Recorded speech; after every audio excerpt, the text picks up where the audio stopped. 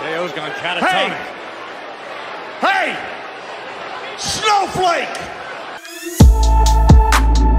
Now, I felt like this was a filler match. It wasn't a bad one, but I feel like this match didn't really serve a purpose other than putting another win under Kevin Owens and making Baron Corbin look like a joke. Honestly, the highlight of this segment was this. So Alabama, I want you to get on your overweight hoofs. Put your little woke, chubby hands together. Overweight hooves, chubby woke hands. Come on, John, come on. JBL throwing shade at the crowd, no matter what location it is, always makes me crack up. Is it me or did Kevin Owens look nauseous when Baron Corbin came out? Like, look at this photo. I'm surprised the crowd didn't chant, "Shut the F up." Funny how the last time Kevin Owens had a run-in with the Bloodline, he got freaked up, but this time he had some help. He had a steel chair. He was just beating him away with it. Alexis said that she is the face of evil.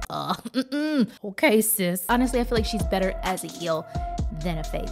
And it's good that she's not done with Bianca Belair. That match between her and Bianca felt like a cliffhanger match, and there was definitely going to be more building with this feud. So I'm glad that they continue to do it because it will give both of these female wrestlers justice, because I know whenever it gets to the pinnacle, it's gonna be dope. Alexa Bliss saying that she's in charge and she got the whole world in her hands. Sis, you ain't in charge. You saying Bray Wyatt isms throughout your promo, and then you got Uncle Howdy coming out of nowhere being like, do you say you're in charge? Oh, do you think you're in charge? I was not expecting Uncle Howdy to actually come out in person. What I don't like is this segment ended so abruptly. Like, I know that's how Bray Wyatt segments normally go, like it'll just stop all of a sudden, but there was no follow-up after, you know, Uncle Howdy came out. Then you go to commercial and then there's no follow-up to it. Like, I hate that so much. This match started off good,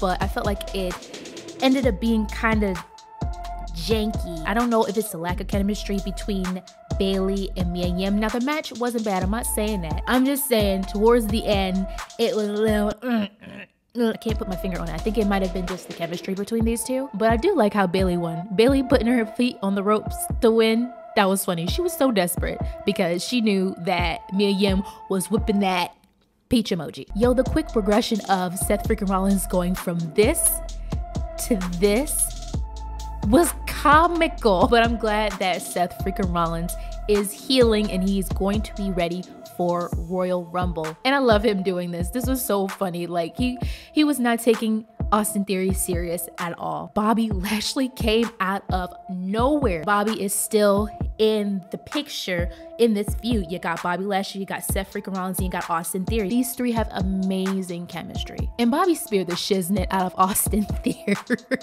I feel like this match was better than the Mia Yim Bayley match. I don't know. And it was entertaining and physical. And even though I knew that Rhea Ripley was going to win, I mean, come on, she's a freaking beast. I'm just glad Candice LeRae got some good hits in. And that German suplex that Candice LeRae did to Rhea off of the middle rope was bomb. It was a beaut.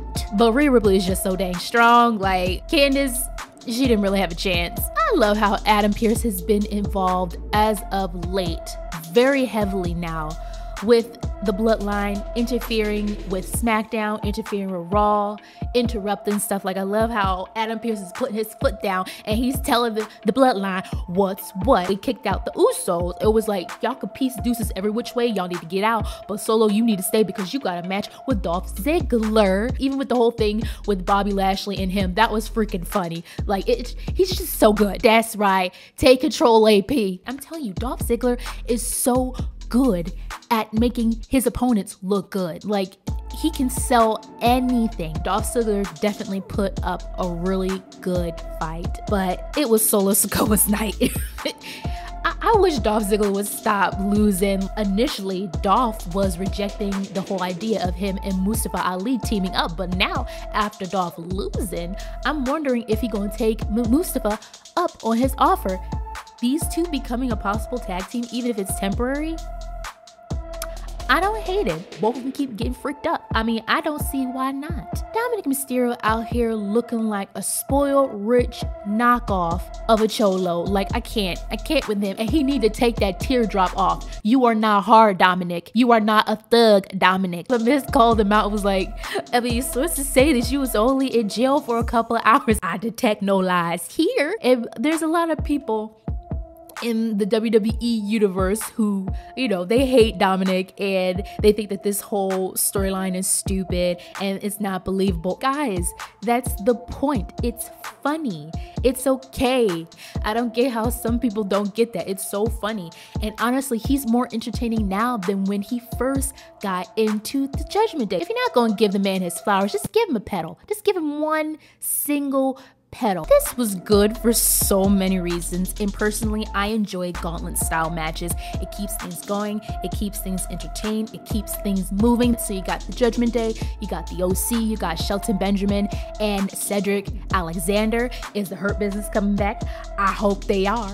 We get little sprinkles, little hints, little wink winks, especially with MVP and Bobby Lashley in the back. So the Hurt Business never should have separated. So them bringing them back together, Triple H trying to do as much as he possibly can. I'm here for it.